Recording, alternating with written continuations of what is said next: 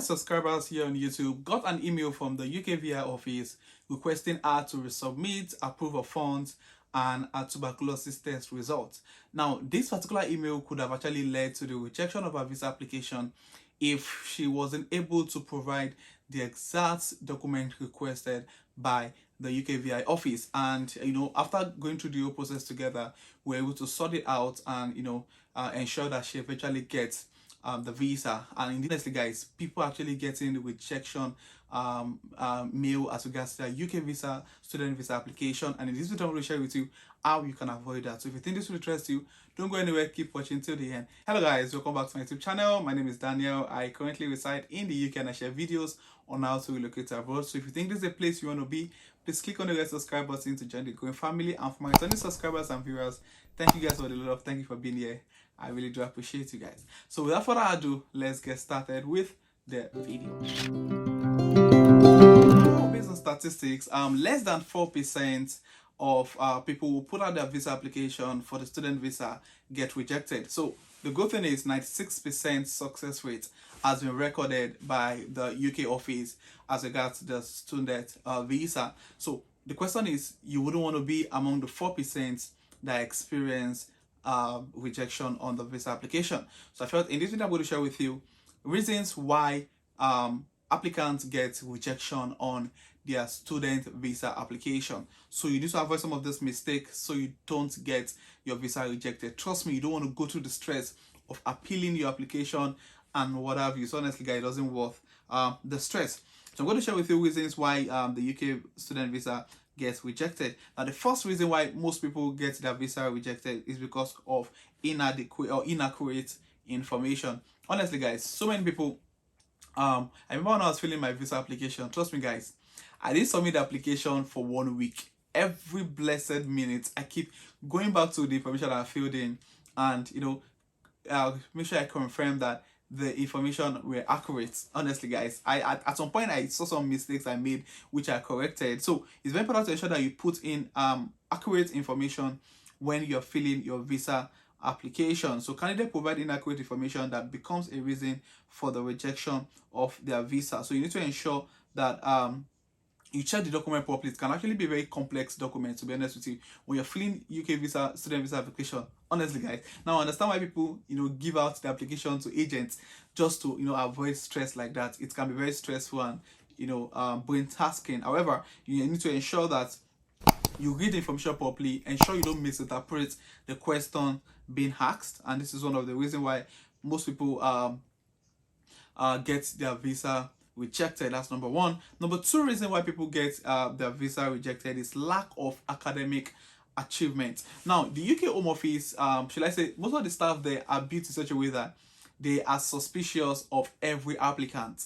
So they always try to see or find loopholes in applications, trying to see if this person is actually genuine as regards the application. So for instance, if you're probably in your early or mid 30s and you're coming into the UK for an undergraduate program, I personally advise people that have helped with the application, I tell them you need to attach like an explanation letter while you're applying, because the question I would ask is, why is this person just going for an undergraduate program at the age of 30?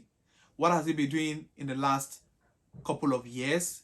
Do you hear what I mean? So it's very important for you to ensure that you put in as much information as possible so that they don't get suspicious. So lack of academic achievements, candidates seeking to apply to study in Britain must demonstrate the academic achievement in order to meet the exceptional academic standard of higher education of Britain. So students cannot meet this criteria, which leads to the rejection of the student visa, especially if the administration feels that the student will not be able to deal with their educational system. So they say that that's why most of these universities in the UK require like an English proficiency, just to ensure that you understand English before coming to their country.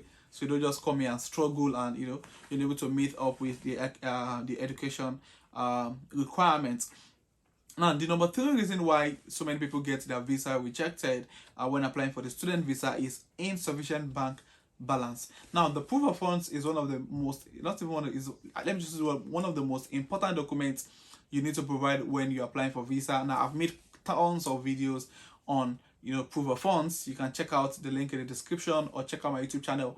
Check out for the video on proof of funds. I've made elaborate explanation on what the proof of funds is all about, what is required, how much you are expected to have in your bank account, which I'm not going to pay attention to in this video. So it's very important for you to ensure that your proof of funds is accurate. Honestly, for me, when I was doing my my proof of funds, I decided to add extra 1.5 million naira just to avoid story that touches. Honestly, I wasn't ready to take chances, so I added loads of funds, like a lot of funds, to ensure that the money I have in my proof of funds is more than what I'm expected to have, so that there wouldn't be any loopholes. Because I met a guy while I was when I was traveling to the UK, and his visa was denied. I was supposed to have been in the UK 3 months before that time, but his visa was denied because of a little discrepancy. I think about when he printed the proof of funds, there was a transaction, 100 naira transaction, that wasn't shown on the proof of funds, and the visa was denied because of that.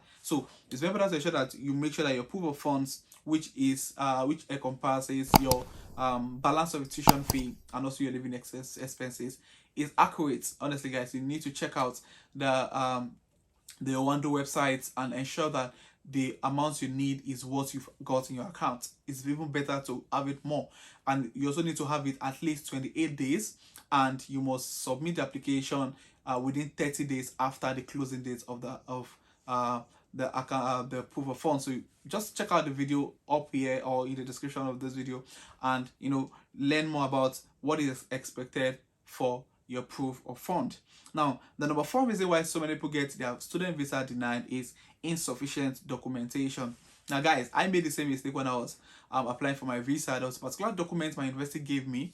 It's like a sponsorship letter, which I had to submit.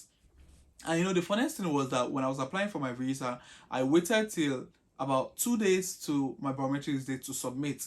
Because if you are filing for what's the word now? If you file in for self-assist or something, you are required to upload your documents yourself, but you can actually pay for an assisted service, whereby when you get to the venue for the biometrics, they help you upload your documents, of course, at a fee. But I don't want to spend the extra money because I had practically spent all the money I've got in my bank account for the whole relocation process. So I decided to go for the self-service, and that's the word. So I decided to upload my document myself. However, I forgot to upload that particular sponsorship letter. And when I spoke with a friend who was already in the UK at that time, he told me that document was very important. So guys, the annoying thing was that when I got to where I was going to do my biometrics, I was charged the amount for this assisted service. What think it was about? Was it 10,000 naira at that time? So I paid 10,000 naira just to upload one extra document. I was really mad at myself, and to even add to my frustration, my GT Bank debit card was not even working. Like, it was rejecting the transaction. I was really frustrated, honestly. But that was the implication of me not providing the adequate documents. So insufficient documents is actually one of the reasons why people get their visa denied, which is actually a very terrible thing. And also back to the lady I mentioned in the beginning of this video. Now she was waiting for her visa, the decision and the application, for 3 weeks. Now after 3 weeks, the UK Home Office sent her a mail requesting her to provide the account statement, the proof of funds, and the tuberculosis test results. Honestly, guys, I would advise anyone applying for visa now, especially in 2022, please ensure you leave the funds in your account until you get the decision on your visa application. Now, luckily for this lady, when she contacted me on Instagram and told me about this situation, I told her that she needed to print out an updated account statement or proof of funds that probably meets like 2 days before the day she got the email, just to further prove that she still got the funds in her account, which she did. And the good news was, on the 1st of July 2022, she got a mail and her visa was out. It was a family of 4, and she sent me the good news, saying some kind words, appreciating me for being of help to her for the couple of months while she was going through the whole visa application and relocation to the UK. So she eventually got the visa. So very important to ensure that you have your documents available and your proof of funds. Make sure it's there with you all through the process. You get what I mean? So another reason, now the fifth reason why people get a visa rejected is lack of interview skills. Now before COVID-19, they usually an interview scheduled for people applying for UK student visa, but it's been stopped in a way. However, some people are still getting called for interviews. I got someone that was called for interview a couple of days ago by the UK visa office. Probably there was like there were a few questions they needed to ask. So most people actually get their visa rejected based on lack of interview skills. So it's a very crucial part stage of visa application. So during the interview, be careful at expressing confidence and attractiveness. Prepare for the interview and avoiding hesitant answers. Preparing all information and be aware of all details related to the country, city, university, and specialization they want to study. So this is very important that you ensure that you have full information on what you're going for. I remember when I was coming to the UK at Heathrow in London, they were asking us, especially for those of us that were coming in with the student visa, they were asking us at the entrance, when they were checking our documents and all, they asked, what course are you studying? And the guy that was standing right in front of me, I don't know what happened, probably because of pressure. Before we came in that day, we got news about I think about 20-something Nigerian students that were sent back to Nigeria because of fake COVID-19 test results. So there was a lot of tension. I don't believe that was what happened to the guy that day. So they asked him what course was he going to study in the UK and what university, and the guy actually froze. He forgot where he was going to. He forgot the course he was studying. After a couple of minutes, I think he got back his balance and was able to answer and was let in. So it's very important for you to know that people actually get their student visa, even although UK student visa is one of the easiest visa to get. However, people still get rejected based on statistics. In 2020, 4% of applications were rejected. So you wouldn't want to be one of those 4% because of a very simple and silly mistake. So it's very important to ensure that you check out your application properly before you submit and move on with it. So guys, this is going to be the end of this video. If you find this video resourceful, please click on the like button. If you have any question as regards to visa application, I know at the time I'm making this video, most people are actually pushing out the application for the September 2022 intake. If you have any questions as well as visa application, I'm going to be in the comment section of this video and try to respond to all questions being asked. Please state in the comment section. I'll try to respond as soon as possible. And if you're coming across my YouTube channel for the first time, what are you waiting for? Please click on the red subscribe button to join this growing family. Trust me, it's going to be worth your time. I've got amazing content on this channel you're going to find resourceful. And for my 20 subscribers, thank you guys for the love. I really do appreciate you guys. So this will be the end of this video, and I'll see you guys in the next video.